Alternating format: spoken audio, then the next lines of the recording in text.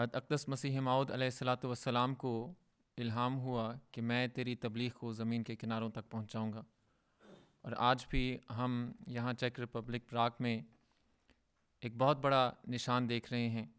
143 سال بعد بھی جماعت احمدیہ کی جو آواز ہے وہ ہر کونے میں گونج رہی ہے۔ آج کے سیشن کی جو پہلی تقریر ہے وہ مکرم محمد طیب حنیف صاحب کی ہے۔ آپ نیشنل جنرل سیکرٹری جماعت چیک ریپبلک ہیں۔ آپ کی تقریر اردو زبان میں ہوگی اور تقریر کا عنوان دلائل ہستی باری تعالیٰ سے تزکیہ نفس کا سبق ہے۔ میں طیب صاحب سے گزارش کروں گا کہ وہ تقریر کے لیے تشریف لے آئیں۔ السلام علیکم ورحمۃ اللہ وبرکاتہ۔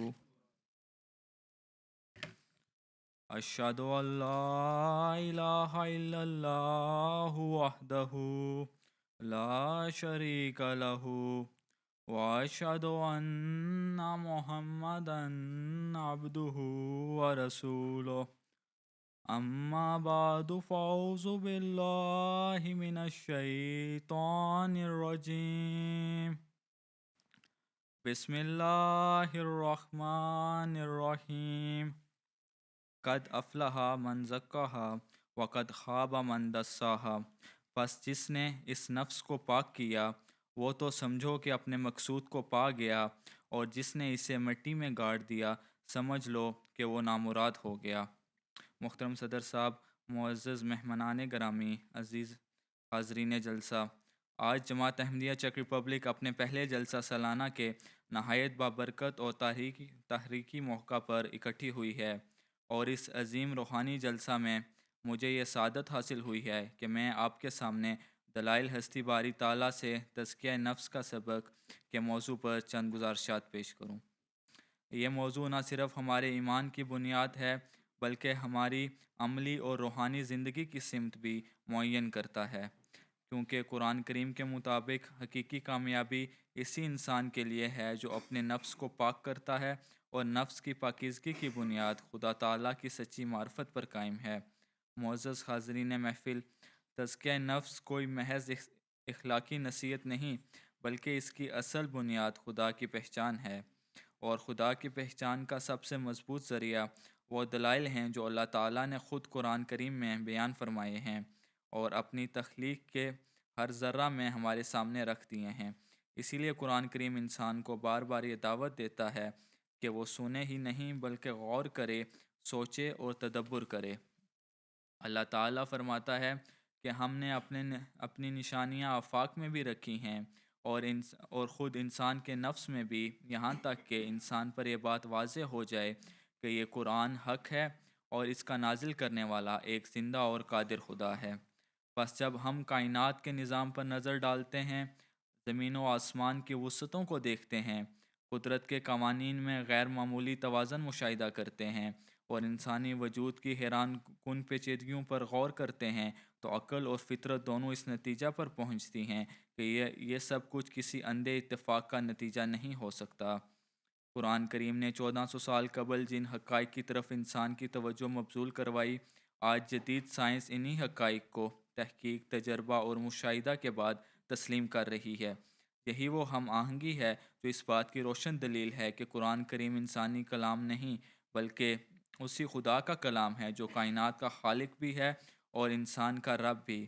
حاضرین محفل، خدا کا وجود اسلام میں کسی فلسفیانہ مصورے کا نام نہیں بلکہ ایک زندہ اور مشاہدہ میں آنے والی حقیقت ہے۔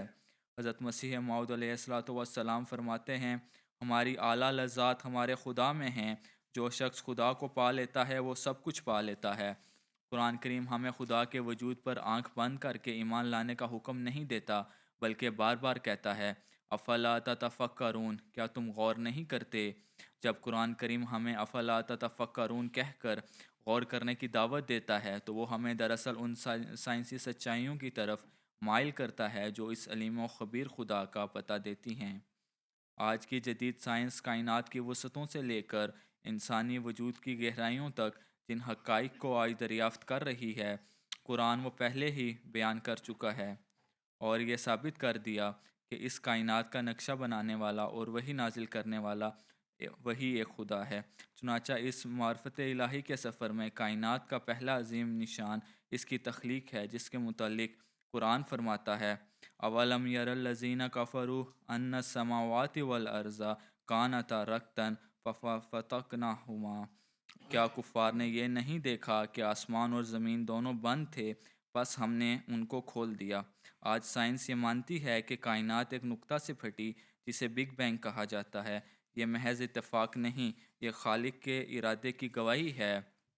پھر اللہ تعالیٰ فرماتا ہے وَالسَّمَاءَ بَنَيْنَاهَا بِأَيْدٍ وَإِنَّا لَمُوسِعُونَ، اور آسمان کو بھی ہم نے کئی صفات سے بنایا اور ہم بڑی وسیع طاقت رکھتے ہیں۔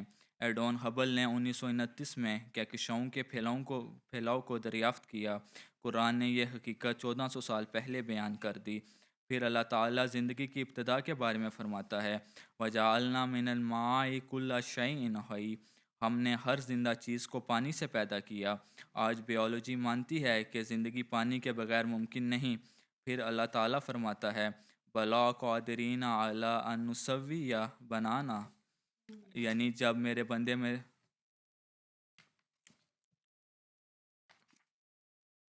قرآن نے فرد کی شناخت انگلیوں کے پوروں سے جوڑی، جبکہ سائنس نے صدیوں بعد فنگر پرنٹس کو شناخت بنایا۔ معزز سامعین، یہ صرف چند مثالیں ہیں۔ قرآن کریم فطرت کے خاموش مظاہر کو زبان عطا کر کے انہیں ہستی باری تعالیٰ کے حق میں ایک بولتی ہوئی دلیل بنا دیتا ہے۔ ہم نے قرآن کریم اور کائنات کے مشاہدے سے یہ دیکھا کہ یہ جہاں کسی اندھے اتفاق کا نتیجہ نہیں بلکہ ایک علیم و خبیر خدا کی تخلیق ہے۔ لیکن اب سوال یہ ہے، کیا خدا محض تخلیق کر کے خاموش ہو گیا، یا آج بھی وہ اپنے بندوں کی سنتا اور ان سے کلام کرتا ہے؟ وہ خدا اب بھی بناتا ہے جسے چاہے کلیم، اب بھی اس سے بولتا ہے جس سے وہ کرتا ہے پیار۔ اللہ تعالیٰ فرماتا ہے وَإِذَا سَأَلَكَ عِبَادِي أَنِّي فَإِنِّي قَرِيبٌ أُجِيبُ دَعْوَةَ الدَّاعِ إِذَا دَعَانِ، یعنی جب میرے بندے میرے متعلق پوچھیں تو کہہ دے کہ میں قریب ہوں اور دعا کرنے والے کی دعا قبول کرتا ہوں۔ یہ آیت کسی فلسفیانہ نظریے کا بیان نہیں بلکہ ایک زندہ اعلان ہے کہ خدا آج بھی سنتا اور جواب دیتا ہے۔ حق سار اب قبولیت دعا کے چند واقعات پیش کرے گا جو اس بات کا ثبوت ہیں کہ خدا اب بھی بولتا ہے۔ حضرت صلی اللہ علیہ وآلہ وسلم کی ساری زندگی دعا کی قبولیت کے واقعات سے بری ہوئی ہے۔ مدینہ میں ایک وقت ایسا آیا جب شدید قحط پڑ گیا، زمین خشک ہو چکی تھی، مویشی مر رہے تھے، لوگ فاقوں پر تھے۔ جمعہ کے دن ایک بدو مسجد نبی صلی اللہ علیہ وآلہ وسلم میں کھڑا ہوا اور نہایت درد کے ساتھ عرض کیا یا رسول اللہ، بارش نہیں ہو رہی، ہمارے بچے بھوکے ہیں، ہمارے مال تباہ ہو چکے ہیں، اللہ سے دعا کریں۔ حضرت صلی اللہ علیہ وآلہ وسلم نے اسی وقت منبر پر ہاتھ اٹھائے اور دعا کی۔ راوی بیان کرتے ہیں کہ اس وقت آسمان بالکل صاف تھا، مگر حضور صلی اللہ علیہ وآلہ وسلم کی دعا ابھی ختم نہ ہوئی تھی کہ بادل امڑ آئے اور زوردار بارش شروع ہو گئی۔ یہ بارش کئی دن تک جاری رہی۔ اگلے جمعے وہی شخص پھر کھڑا ہوا اور عرض کی یا رسول اللہ صلی اللہ علیہ وآلہ وسلم، اب بارش سے نقصان ہو رہا ہے، آپ دعا کریں کہ بارش رک جائے۔ حضرت صلی اللہ علیہ وآلہ وسلم نے دوبارہ دعا کی اور اللہ تعالیٰ نے بارش کو شہر کے ارد گرد کر دیا اور مدینہ کو محفوظ رکھا۔ یہ واقعہ اس بات کا کھلا ثبوت ہے کہ حضرت صلی اللہ علیہ وآلہ وسلم کی دعا ایک خواہش نہیں بلکہ خدا کے اذن سے فیصلے بدل دیتی تھی۔ اسی طرح غزوہ بدر کے موقع پر جب مسلمان تعداد اور وسائل میں بہت کم تھے، حضرت صلی اللہ علیہ وآلہ وسلم ساری رات اللہ تعالیٰ کے حضور دعا میں گڑ گڑا رہے تھے، حتیٰ کہ آپ کی چادر کندھوں سے گر گئی۔ اس موقع پر قرآن نازل ہوا اذ تستغیثون ربکم فاستجاب لکم، یعنی جب تم اپنے رب سے فریاد کر رہے تھے تو اس نے تمہاری دعا قبول کر لی۔ یہ وہ دعائیں تھیں جن نے تاریخ کا رخ بدل دیا۔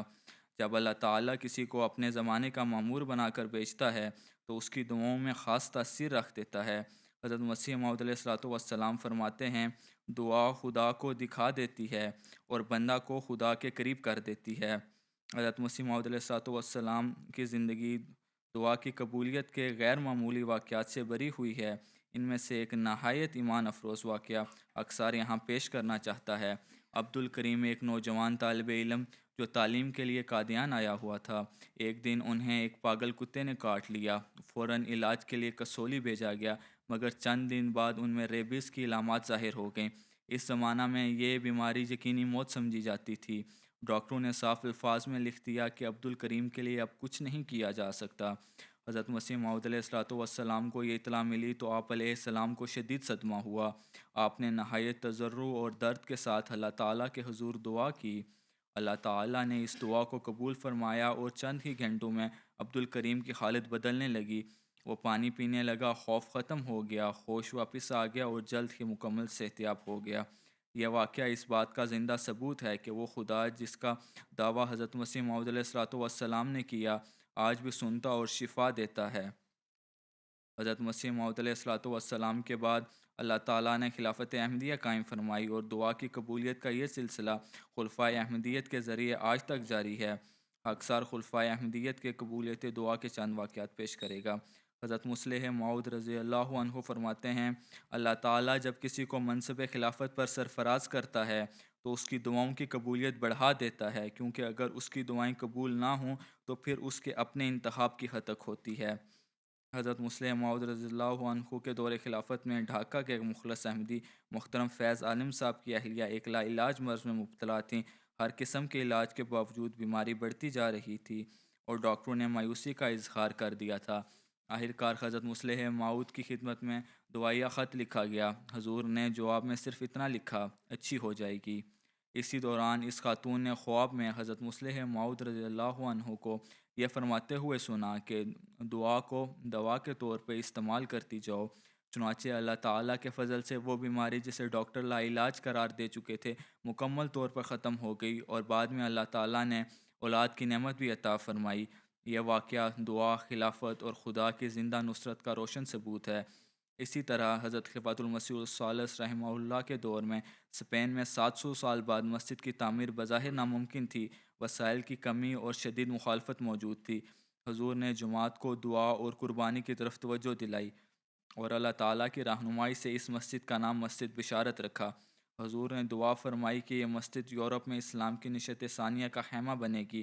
اللہ تعالیٰ نے غیب سے اسباب پیدا فرمائے، زمین اور وسائل میسر آئے اور بالآخر 1982 میں اسپین میں پہلی مسجد کا افتتاح ہوا۔ یہ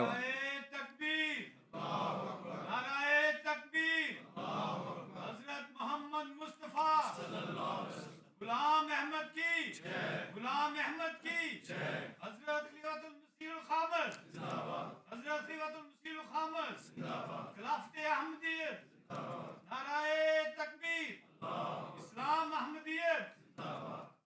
یہ واقعہ اللہ تعالیٰ کے زندہ نصرت کا روشن نشان ہے۔ حضرت خلیفۃ المسیح الرابع رحمہ اللہ کی ہجرت کے موقع پر بھی یہی نظارے دنیا نے دیکھے۔ ظاہری حالات نہایت سخت تھے، مگر حضور نے خدا پر کامل توکل کے ساتھ فرمایا، اللہ تعالیٰ خود راستے کھولے گا۔ چنانچہ آج ہم دیکھتے ہیں کہ خلافت کی برکت سے جماعت دنیا کے کونا کونا میں پھیل رہی ہے، اور آج حضرت خلیفۃ المسیح الخامس سید اللہ تعالیٰ بنصرہ العزیز کے دور میں دنیا بھر سے ہزاروں احمدی یہ گواہی دے رہے ہیں کس طرح اللہ تعالیٰ نے ان کی دعائیں سنی، بیماریاں دور ہوئیں، پریشانیاں ختم ہوئیں اور ناممکن راستے کھلے۔ یہ سب اس بات کا اعلان ہے کہ خدا آج بھی زندہ ہے۔ سامعین، یہ دعا کی قبولیت ہی ہے جو ہمیں یقین دلاتی ہے کہ جس خدا کو ہم نے کائنات میں پہچانا وہ صرف بنانے والا ہی نہیں بلکہ سننے والا، جواب دینے والا اور قریب خدا ہے، اور یہی یقین ہمیں یہی تعلق تزکیہ نفس کی پہلی بنیاد بنتا ہے۔ معزز سامعین، یہ سوال پیدا ہوتا ہے کہ اگر خدا زندہ ہے اور دعا سنتا ہے، پھر ہر دعا ایک جیسا اثر کیوں نہیں دکھاتی؟ قرآن کریم بتاتا ہے کہ اس کا جواب انسان کے نفس میں ہے۔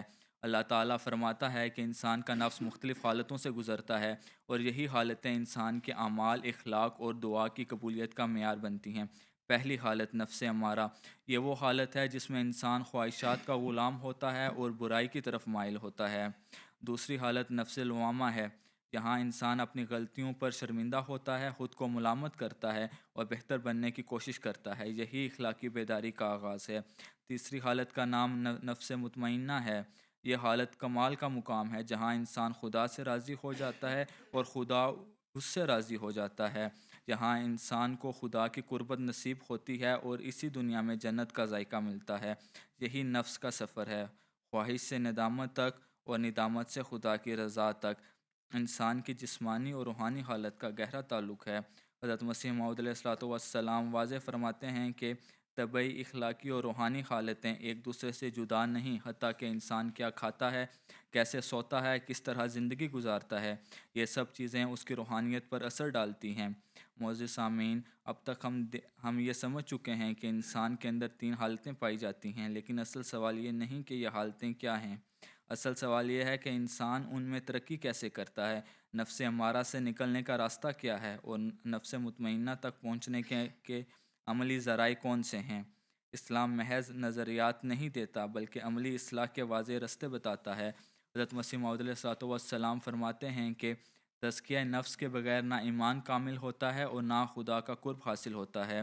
اکثر یہاں حضرت مسیح موعود علیہ الصلوۃ والسلام اور خلافت احمدیہ کی تعلیم کی روشنی میں اصلاح نفس کے 5 بنیادی عملی ذرائع مختصراً پیش کرتا ہے۔ نمبر 1، دعا، اصلاح نفس کی جان۔ دعا اصلاح نفس کی بنیاد ہے۔ دعا کے بغیر تزکیہ صرف ایک خیال رہ جاتا ہے۔ قرآن کریم میں اللہ تعالیٰ فرماتا ہے، ادعونی استجب لکم، مجھے پکارو میں تمہاری دعا قبول کروں گا۔ حضرت مسیح موعود علیہ الصلوۃ والسلام فرماتے ہیں، دعا ایک ایسی کیمیا ہے جو انسان کے نفس کو بدل دیتی ہے۔ دعا دراصل انسان کو عاجزی سکھاتی ہے، اپنی کمزوریوں کا احساس دلاتی ہے اور خدا سے زندہ تعلق پیدا کرتی ہے۔ جب انسان مسلسل دعا کرتا ہے تو نفس امارہ کمزور ہوتا ہے اور نفس لوامہ مضبوط ہوتا ہے۔ نمبر 2، نماز تزکیہ نفس کی ریڑھ کی ہڈی۔ نماز انسان کے نفس امارہ اور نفس لوامہ کو قابو میں لانے کا سب سے مؤثر ذریعہ ہے۔ قرآن کریم فرماتا ہے، ان الصلاۃ تنہی عن الفحشاء والمنکر، بے شک نماز بدی اور برائی سے روکتی ہے۔ حضرت مسیح موعود علیہ الصلوۃ والسلام فرماتے ہیں، نماز انسان کو نظم سکھاتی ہے، خواہشات پر قابو دیتی ہے اور دل میں خدا کی موجودگی کا شعور پیدا کرتی ہے۔ حضرت مصلح موعود رضی اللہ عنہ فرماتے ہیں، جو شخص مسجد جا سکتا ہے مگر گھر میں نماز پڑھتا ہے، اس کی نماز تزکیہ نفس نہیں کر پاتی۔ نماز انسان کو وقت کی پابندی، جسمانی اور روحانی صفائی اور اعتدال زندگی میں مدد دیتی ہے۔ نمبر 3، اخلاقی مجاہدہ اور صبر۔ تزکیہ نفس کے لیے انسان کو اپنے اندر کی کمزوریوں کا مقابلہ کرنا پڑتا ہے۔ حضرت مسیح موعود علیہ الصلوۃ والسلام فرماتے ہیں، تکبر شیطان سے آیا ہے اور عاجزی اس کا علاج ہے۔ نمبر 4، اطاعت اور جماعتی وابستگی۔ تزکیہ نفس اطاعت اور جماعتی نظام سے وابستگی میں ہے۔ قرآن کریم میں اللہ تعالیٰ فرماتا ہے، اطیعوا اللہ و اطیعوا الرسول و اولی الامر۔ حضرت مسیح موعود علیہ الصلوۃ والسلام فرماتے ہیں، جو شخص اطاعت سے باہر ہے وہ روحانی برکتوں سے بھی باہر ہے۔ اطاعت انسان میں نظم و ضبط پیدا کرتی ہے، انا کو توڑتی ہے اور خدا کی رضا کو اپنی زندگی کا مقصد بناتی ہے۔ نمبر 5، تبلیغ اور خدمت۔ جب نفس پاک ہو جاتا ہے اور دل خدا سے جڑ جاتا ہے تو انسان کی فطرت یہ ہوتی ہے کہ وہ دوسروں کو بھی خدا کی طرف بلائے۔ حضرت مسیح موعود علیہ الصلوۃ والسلام فرماتے ہیں، جو شخص خود اصلاح کرتا ہے وہ دوسروں کی اصلاح کا بھی ذریعہ بنتا ہے۔ تبلیغ اور خدمت انسان کو خود غرضی سے آزاد کرتی ہے، عاجزی پیدا کرتی ہے، ایمان کو زندہ رکھتی ہے۔ یہ عمل انسان کے نفس مطمئنہ کو مضبوط کرتا ہے اور خدا کے قریب لے آتا ہے۔ معزز حاضرین مجلس، ہم نے آج اس مختصر وقت میں کائنات کے پھیلاؤ سے لے کر انسانی دل کی گہرائیوں تک، قرآن کریم کی آیات سے لے کر خلافت احمدیہ کے زندہ واقعات تک، اور نفس امارہ کی تاریکی سے لے کر نفس مطمئنہ کے نور تک یہ دیکھنے کی کوشش کی ہے کہ خدا تعالیٰ آج بھی زندہ ہے، سنتا ہے اور بولتا ہے۔ دلائل ہستی باری تعالیٰ ہمیں یہ یقین دلاتے ہیں کہ یہ کائنات اندھی نہیں بلکہ ایک حکیم و خبیر خدا کے ارادہ سے قائم ہے، اور دعا ہمیں یہ سکھاتی ہے کہ اس خدا تک پہنچنے کا راستہ آج بھی کھلا ہے، بشرطیہ دل زندہ ہوں اور نفس پاک ہونے کی جد و جہد میں ہو۔ حضرت مسیح موعود علیہ الصلوۃ والسلام نے ہمیں یہ پیغام دیا کہ خدا کو پہچاننے کا اصل راستہ تزکیہ نفس سے ہو کر گزرتا ہے، اور خلافت احمدیہ نے ہمیں یہ عملی سبق دیا کہ جب ایک جماعت اپنے وقت کے خلیفہ کے ساتھ جڑ جاتی ہے تو ناممکن بھی ممکن بن جاتا ہے۔ آج جب ہم چیک ریپبلک جیسے ملک میں جماعت احمدیہ کا پہلا جلسہ سالانہ منعقد کر رہے ہیں تو یہ صرف ایک اجتماع نہیں بلکہ ایک خاموش اعلان ہے کہ وہ خدا اب بھی لوگوں کو اپنی طرف بلا رہا ہے۔ ہماری ذمہ داری یہ ہے کہ ہم اپنے نفس کی اصلاح کریں، دعا کو اپنی زندگی کا حصہ بنائیں اور اپنے عمل، اخلاق اور محبت کے ذریعہ اسلام کا حقیقی پیغام اس معاشرہ تک پہنچائیں۔ اللہ تعالیٰ ہمیں توفیق دے کہ ہم دلائل ہستی باری تعالیٰ کو صرف زبان سے نہیں بلکہ اپنی زندگیوں سے ثابت کرنے والے بنیں۔ حقصار اپنی گزارشات کا اختتام حضرت اقدس مسیح موعود علیہ الصلوۃ والسلام کے اس اقتباس سے کرنا چاہتا ہے۔ یاد رکھو، ہماری جماعت میرا زبان سے اقرار کرنے کے لیے نہیں بنائی گئی۔ اگر تم اپنے عمل سے میری ضرورت ثابت نہیں کرتے تو میرے ساتھ تعلق کرنے کے کیا معنی ہیں؟ وآخر دعوانا الحمدللہ رب العالمین۔ جزاک اللہ۔ نعرہ تکبیر، حضرت محمد مصطفیٰ، حضرت محمد مصطفیٰ، غلام احمد کی، غلام احمد کی، امیر المومنین، زندہ باد، خلافت احمدیہ، زندہ باد، جلسہ سالانہ چیک ریپبلک، زندہ باد، جلسہ سالانہ چیک ریپبلک، زندہ باد، اسلام احمدیت، زندہ باد، جلسہ سالانہ قادیان، زندہ باد، جلسہ سالانہ قادیان، جماعت احمدیہ عالمگیر، زندہ باد۔